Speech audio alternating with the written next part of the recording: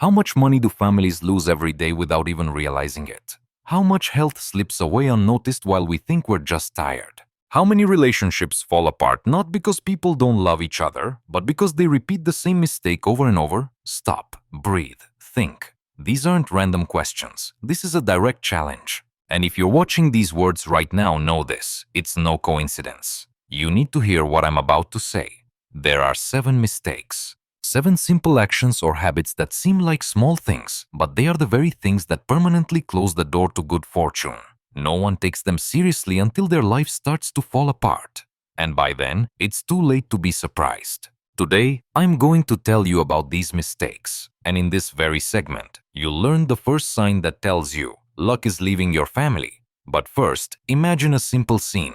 A family living a normal life. Work, chores, dinner conversations. From the outside, everything seems fine. But inside, there's emptiness, tension, exhaustion. Someone is sick, someone is losing money, someone is complaining about their fate. All of this is accepted as just the way it is. But this is where the beginning of the end is hidden.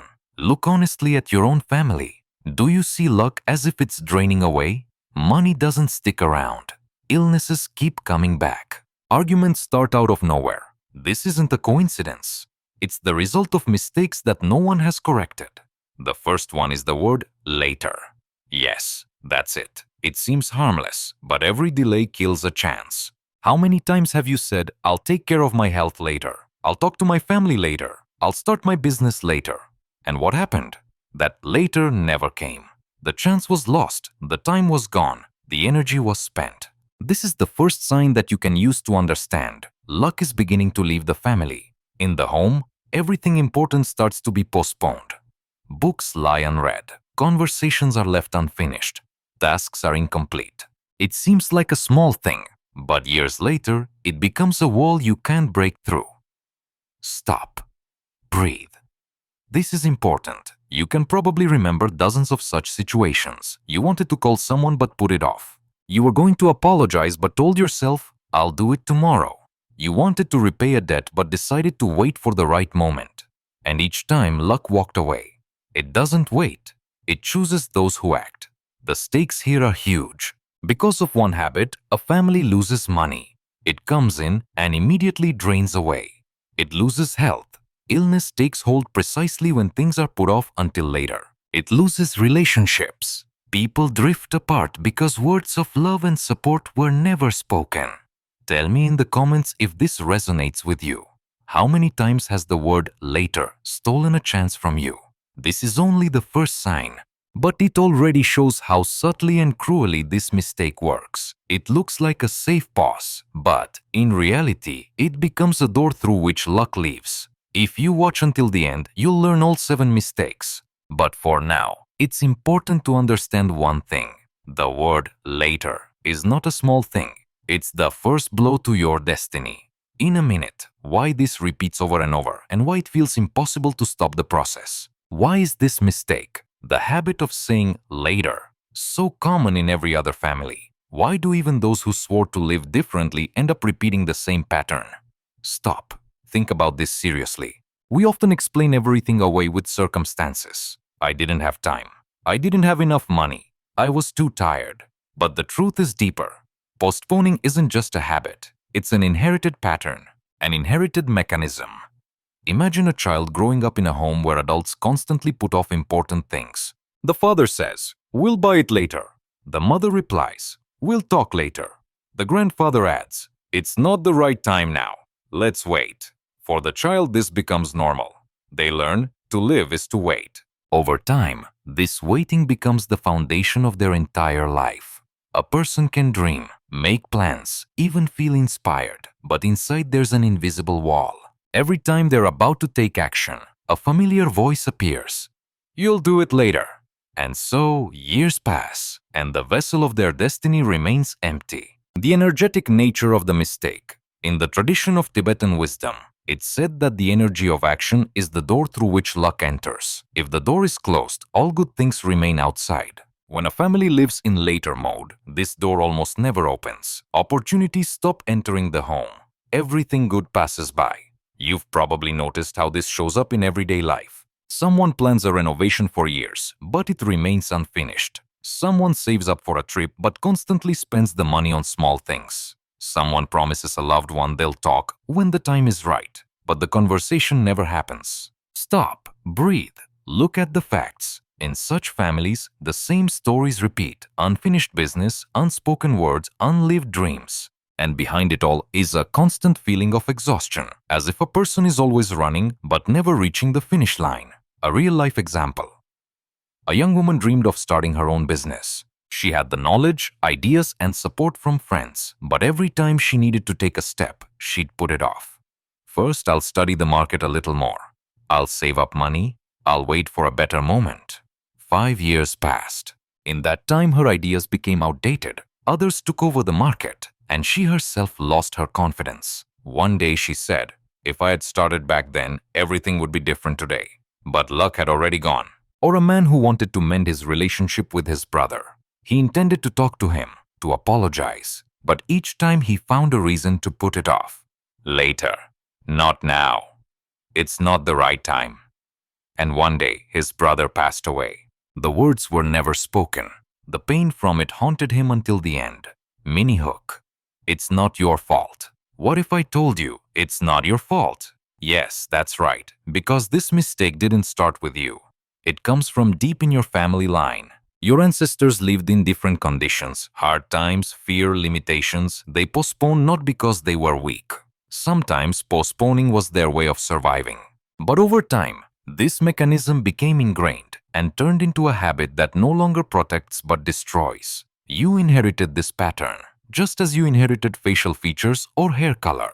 But there's a difference here. This pattern can be changed. Stop. Think.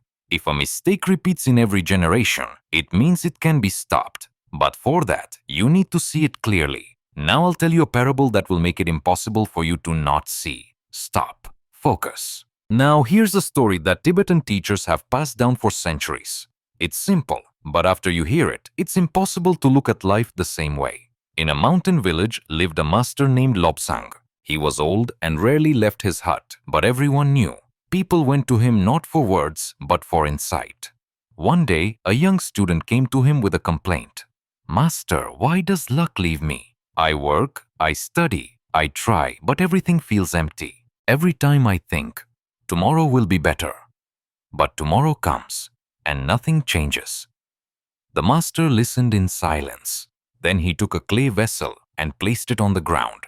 "Fill it with water." The student poured some water from the pot he had brought with him. "Good," said the master. "Now, pour in tomorrow." The young man was confused. "How? Tomorrow isn't here yet." "Exactly," Lobsang replied. "Tomorrow is something you can never touch. Every time you say, 'I'll do it tomorrow,' it's as if you're pouring water into the empty vessel of tomorrow. But that day always remains empty." The student fell silent. The master continued.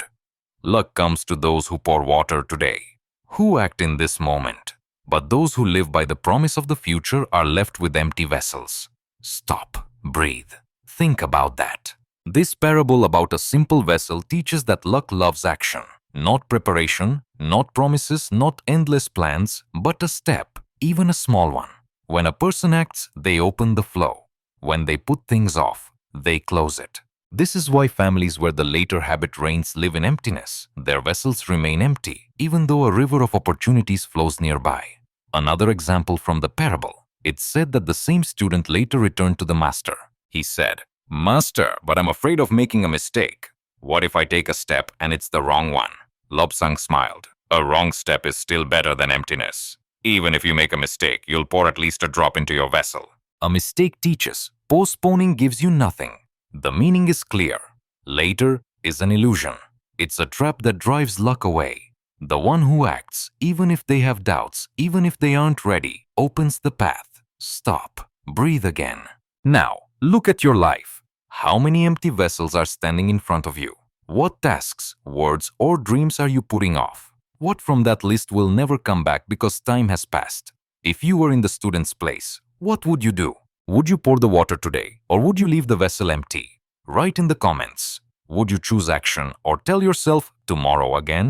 This is important because it's in decisions like these that a family's destiny is shaped. And now all the signs you can use to know for sure. Luck is leaving. Not just one or two, but several at once. You can't confuse these signs. Stop. Breathe. Now I'm going to reveal something many people spend their whole lives trying not to notice. Something hidden in plain sight. But it's what invisibly kills a family's good fortune. You already know the first sign. The word later. But that's just the beginning. There are 5 more signs. If even one of them lives in your home, it means luck is leaving. And if there are several, the generational cycle of poverty, illness, and arguments is already spinning. Sign 1. Money leaves faster than it comes. Imagine a wallet that is never full. No matter how much you earn, it all just vanishes. The family has good jobs, but the debts are bigger than the income. You buy something, and a new hole in the budget immediately appears. This isn't just a coincidence. This is an energetic vortex that has been pulling through generations. Sign 2. Constant arguments over nothing. The house might have everything: food, furniture, a roof over its head. But there's no peace. A word turns into a weapon, a look into a blow. Arguments over small things become the normal background noise. Children grow up amidst this noise, and luck leaves because where there is no harmony, blessing does not enter. Stop. Look at the facts. Have you noticed that sometimes an argument starts over a plate, over forgotten words, over a shadow from the past, and then there's a week of silence, coldness, resentment, and the house feels like it's cracking? This is a sign. Sign 3. A lack of joy in small things. If joy has become a guest who visits less and less often, it means the windows in the house have been closed. People have stopped seeing the small gifts of life, the light of the morning sun, the taste of bread, a child's voice. When gratitude disappears, coldness takes its place. And where there is no joy, there is no attraction for luck. For example, in one family, holidays always turned into scandals. Instead of joy, there were comparisons. Who had more? Who had better? The children were left with only memories of arguments. And as adults, they lived with the same feeling, that happiness is always in short supply and you have to fight for it. Sign 4. Complaining has become the common language. When every morning begins with the phrase, "We have problems again," when the only things discussed at the table are lack, sickness, and other people's mistakes, it poisons the air. Complaining creates a fog in which light and clarity disappear. Luck does not live in a home where words sound like heavy stones. Stop. Breathe. Remember how many times you've heard from loved ones, "This is just how we are." These words don't describe life. They create it. This is the invisible chain that holds the family down. Sign 5. A loss of respect between generations. When children stop respecting their parents and parents stop respecting their children, when the word of the elder means nothing and the word of the younger is ignored, the energy of the family line shatters. It's like a temple without a foundation. It falls at the first gust of wind. In one family in the mountains, a father told his son, "You're still little, be quiet." The son grew up, but the habit of being silent remained. He couldn't defend his opinion. He couldn't stand up for himself in life. Money went to others and luck passed him by because the family's strength weakened where there was no respect and no one was listening. A mini test for you: answer honestly, to yourself or write in the comments. Just yes or no. Do your family's finances always disappear somewhere, so you're always starting from scratch? Have you noticed that conflicts repeat even if the reason seems small? Is gratitude rarely spoken in your family? If you answered yes to at least one question, that's already a signal. If it's 2 or 3, it means the pattern is working in full force. Tell me in the comments which of these 5 signs you've seen in your own life, and see how many you have in common. Sometimes, just one match is enough to understand. Luck has been standing outside the door for a long time and can't get in. How many matched? Then listen further.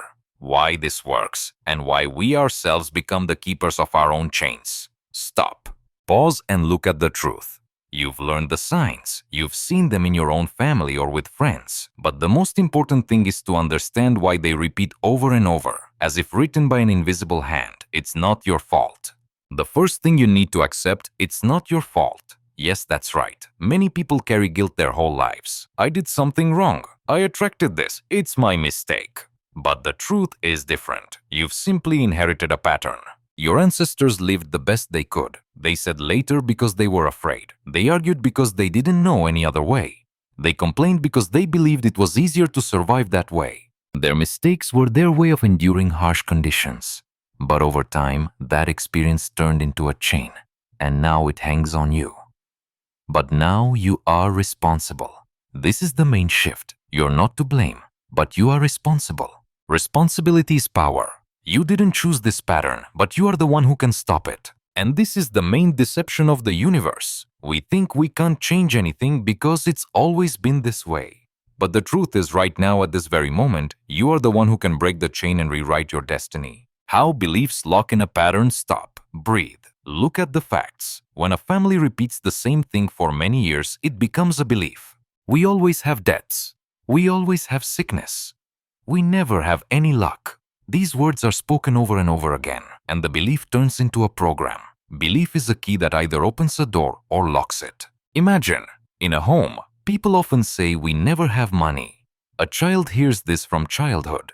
They grow up and don't even try to create abundance because their belief has already decided for them. Luck can't enter a place where the door is locked by a conviction. And here's the paradox. We think of belief as light, but belief in poverty, in sickness, in conflict works just as powerfully. It locks in the pattern.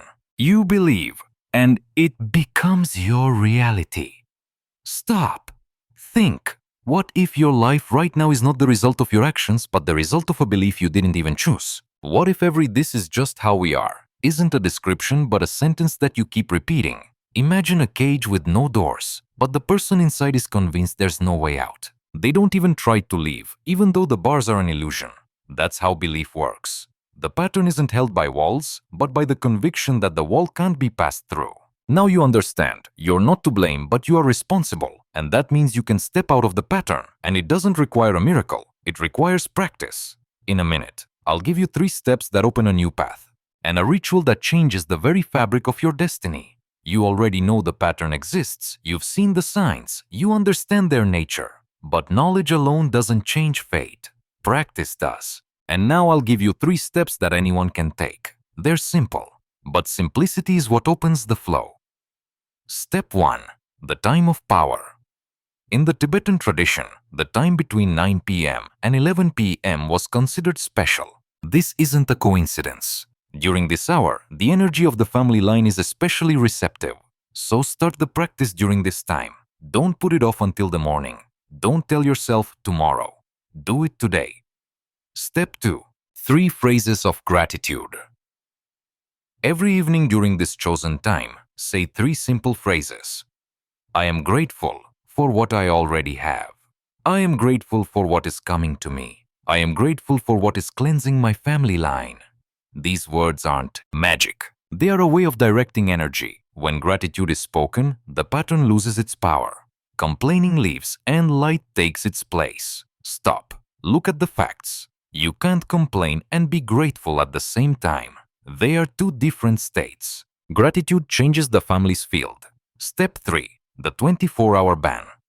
After the practice, for 1 day, observe a complete ban on the words, "This is just how we are," or any of their variations. If you notice that you want to complain, stop yourself. Stop. Breathe. Replace the phrase with gratitude, even if it's a small one. You can choose 7, 14, or 40 days. 7 to feel the first shifts. 14 to make it a habit. 40 to break the old pattern and write a new one. What if I don't feel it? Many will say, I'm saying the words, but I feel empty inside. That's normal. In the beginning, you don't have to feel it. The important thing is to do it. The feeling comes later, once the field begins to clear. Each day, record at least 1 small shift. It could be a random moment of joy, an unexpected phone call, a moment of peaceful quiet after the practice. Write it down, even if it seems like a small thing. This way, you'll see how the vessel begins to fill up. One woman did this practice for 14 days. On the 7th day, she wrote, "For the first time in a long time, we had an evening without arguments." On the 10th, her husband repaid a debt he had forgotten for years. On the 14th, she found the job she had always dreamed of. She said, "I thought it was all a coincidence. But when I looked at my notes, I realized it was the result of the practice." Do this practice. Start today. at 9 p.m. Choose your time frame, 7, 14, or 40 days. And in a week, come back and tell me in the comments what has changed. That way, you won't just confirm your results, but you'll help others see the power of the practice. If you watch until the end, you'll learn why this was given to you specifically. Because the practice isn't just a cleansing, it's the start of a new branch of destiny. Imagine a large tree. Its roots go deep into the earth, where the bones of ancestors lie, along with their joys and mistakes, their hopes and disappointments. The trunk is you, and the branches are your children and everyone who will come after you. If the roots are sick, if they are nourished by fear, complaints, and the habit of postponing, the tree cannot flourish. It remains dry, even when the sun shines on it. But if the roots are cleansed, if new strength penetrates them, the whole tree comes to life. The leaves turn green. The fruit becomes sweet. Stop. Breathe. This is important. You are not a branch that can be broken. You are the trunk, the beginning of a new line. It's up to you what kind of life force rises to the branches. You can continue to let complaints and exhaustion flow. Or you can, for the first time in generations, send gratitude and action. Remember all the signs we talked about. How many of them did you see in your own family? 1, 2, all of them? This is not a sentence. It's a map. A map that shows exactly where luck is draining away. And now, you have not only the understanding but also the tool to stop the leak. Look at how often you've said later. How many of your life's vessels are empty? But now you know. They are empty not because the river has run dry, but because you put off pouring the water. Look at how often complaints were heard in the house. How many times did the phrase, "This is just how we are," become the door through which luck left? But now you know. This door can be closed forever. Look at respect. How many times did children and parents not listen to each other? How many times did this break the foundation of the family line? But now you know. Respect can be restored with simple attention and gratitude. Stop, breathe, think. You are now at a door. On one side, the familiar pattern that extends from the past. On the other, a new path where luck returns. The only question is whether you will take the step. The 3 steps of the practice I told you about are the key, but the key only works when you use it to open the door. If you leave it on the table, the door will remain closed. You can say later, but that means you've chosen the empty vessel. Or you can say today, and then the energy of your family line will begin to flow through you. The wind of change always blows, but only the one who opens the window feels its breath. Today, you are the one who can open the window for your family. You are the beginning of a new branch. You can be the one who changes the pattern so that your children and grandchildren don't repeat the mistakes of the past. You can be the one who for the first time in generations says, "In our family there is luck, there is gratitude, there is strength." If this resonates, subscribe to receive the next keys and write one sign that you recognized in yourself. Let your comment be the first action, not tomorrow, but today.